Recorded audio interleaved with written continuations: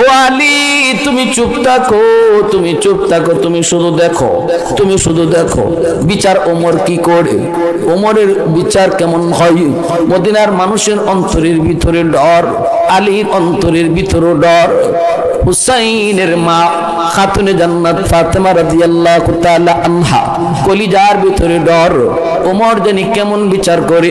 কারণ ওমর তো এমন এক বিচারক, যে বিচারক তার নিজের কলিজার টুকরা সন্তানকেও বিচার করে করে মেরেই ফেলেছে। ওমরের ছেলে আবু শাহমা 80টা দুররা দিতে যাইয়া জল্লাদ যখন দুররা দেয়, ওমর কয় কিসের দুররা, তুই কিসের বেত মারো, তুই সর, মনে হয় প্রেসিডেন্টের পোলা দিকে তোর, তুই বেশি মারো না, শক্তি দেখাও না, মায়া দেখাইয়া তুমি বেত দেও, সরো। সাথে সাথে কইরা জল্লাদকে সরায় দিলেন। ওমর নিজে বেত মারলেন, কলিজার টুকরা সন্তান আবু শাহমাকে তিনি বেত মারলেন। 80টা দুররা মারতে পারেন নাই রে যুবক, 80টা দুররা মারার আগেই তিনি শহীদ হয়ে গেলেন। 40টা দুররা মারার পরই ছেলে মারা গেল। এই ছেলেকে ওমর দাফন করলেন, নিজে দাফন করলেন, জানাজা দিলেন। সেই কবরের উপরেও বাকি 20টা তিনি মারলেন। আল্লাহু আকবার, জোরে বলেন।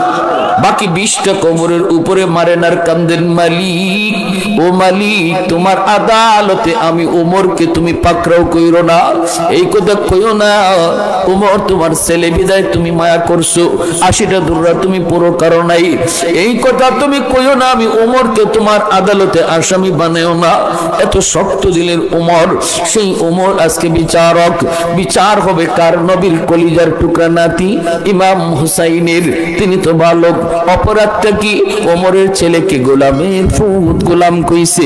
এইবার হযরত ওমর বলতেছে, রে হুসাইন একটু বলো, বলো তুমি কি কইছো, আমার ছেলের কি কইছো?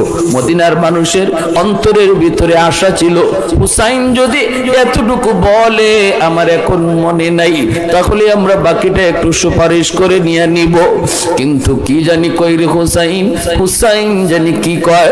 মদিনার মানুষ হুসাইনের মুখের দিকে তাকায় রইছে, ঠোঁটটা নাড়াবে, কি কইয়া নাড়ায়? হুসাইন তখনই কয়, আমিরুল মুমিনিন আমি আপনার ছেলেকে গোলামের ফুট গোলাম কইছি। সবার কলিজা কাঁপা শুরু হয়ে গেল। কি জানি বিচার, ওমরের আদালতে কি জানি বিচার।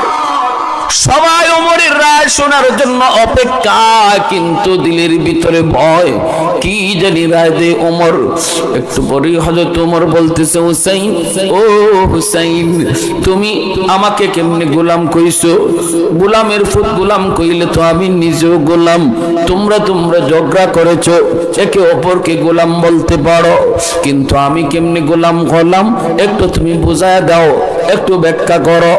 এই কথা বলতেই ছোট্ট বালক হুসাইন তখন বলতেছে, ওগো আমিরুল মুমিনিন আপনি বাদশা হতে পারেন, অর্ধ পৃথিবীর শাসক হতে পারেন, কিন্তু আপনি কি আমার নানা নবী মুহাম্মদুর রাসূলুল্লাহর গোলাম ছিলেন না?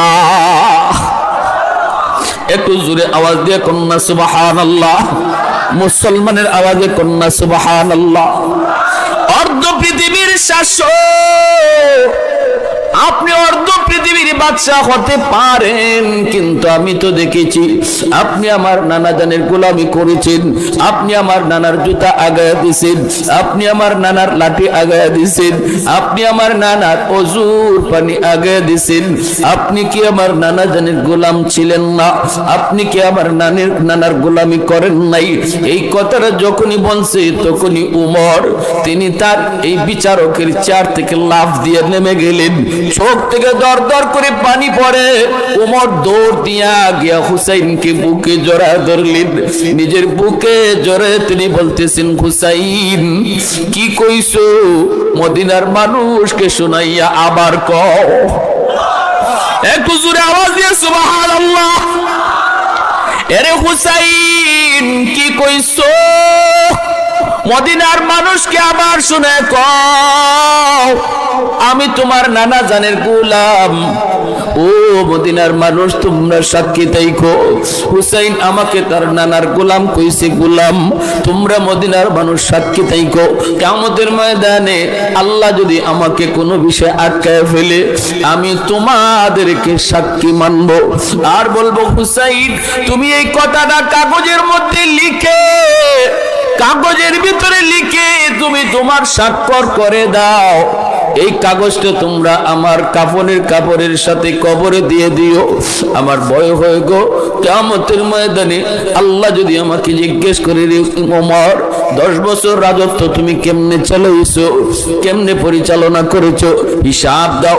আমি বলবো মালিক গোলামের সাথে আবার কিসের হিসাব নিকাশ, আমি যে তোমার বন্ধুর গোলাম, সার্টিফিকেট দিছে তোমার বন্ধুর নাতি হুসাইন।